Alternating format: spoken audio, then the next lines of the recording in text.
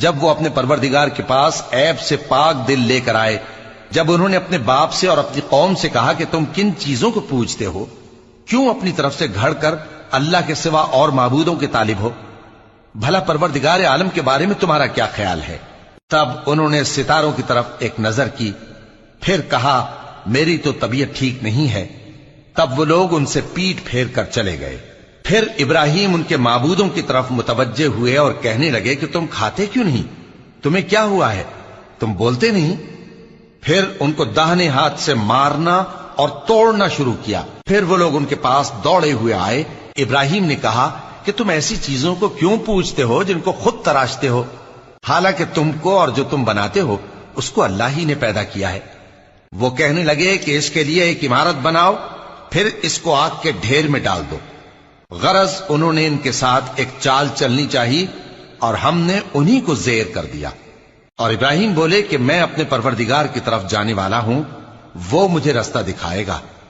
اے پروردگار، مجھے اولاد عطا فرما جو سعادت مندوں میں سے ہو۔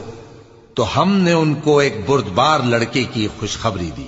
جب وہ ان کے ساتھ دوڑ دھوپ کی عمر کو پہنچا تو ابراہیم نے کہا کہ بیٹا، میں خواب میں دیکھتا ہوں کہ گویا تم کو ذبح کر رہا ہوں، تو تم سوچ لو کہ تمہارا کیا ارادہ ہے۔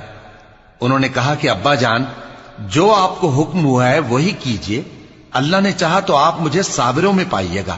اس طرح جب دونوں نے حکم مان لیا اور باپ نے بیٹے کو ماتھے کے بل لٹا دیا تو ہم نے ان کو پکارا کہ اے ابراہیم، تم نے خواب کو سچا کر دکھایا، ہم نیکوکاروں کو ایسا ہی بدلہ دیا کرتے ہیں۔ بلا شبہ یہ کھلی آزمائش تھی، اور ہم نے قربانی کے ایک بڑے جانور سے ان کا یعنی اسماعیل کا فدیہ دیا، اور پیچھے آنے والوں میں ہم نے ابراہیم کا ذکر خیر باقی رکھا کہ ابراہیم پر سلام ہو، نیکوکاروں کو ہم ایسا ہی بدلہ دیا کرتے ہیں۔ بے شک وہ ہمارے مومن بندوں میں سے تھے۔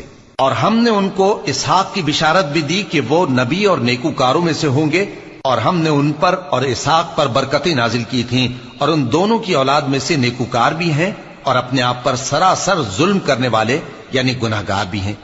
اور اگر اللہ لوگوں کی برائی میں جلدی کرتا جس طرح وہ طلب خیر میں جلدی کرتے ہیں تو ان کی عمر کی میعاد پوری ہو چکی ہوتی۔ سو جن لوگوں کو ہم سے ملنے کی توقع نہیں انہیں ہم چھوڑے رکھتے ہیں کہ اپنی سرکشی میں بہکتے رہیں، اور جب انسان کو تکلیف پہنچتی ہے تو لیٹا اور بیٹھا اور کھڑا ہر حال میں ہمیں پکارتا ہے۔ پھر جب ہم اس تکلیف کو اس سے دور کر دیتے ہیں تو بے لحاظ ہو جاتا اور اس طرح گزر جاتا ہے کہ گویا کسی تکلیف کے پہنچنے پر ہمیں کبھی پکارا ہی نہ تھا۔ اسی طرح حد سے نکل جانے والوں کو ان کے اعمال آراستہ کر کے دکھائے گئے ہیں، اور تم سے پہلے ہم کئی امتوں کو جب انہوں نے ظلم کیا ہلاک کر چکی ہیں۔ اور اگر ہیلو دوستو، السلام علیکم، کیسے ہیں آپ لوگ؟ امید کرتا ہوں کہ آپ سب بڑھیا ہوں گے۔ تو اس ویڈیو کو زیادہ سے زیادہ شیئر کرنا، اگر اس چینل پر نئے ہوں گے تو سبسکرائب کرنا۔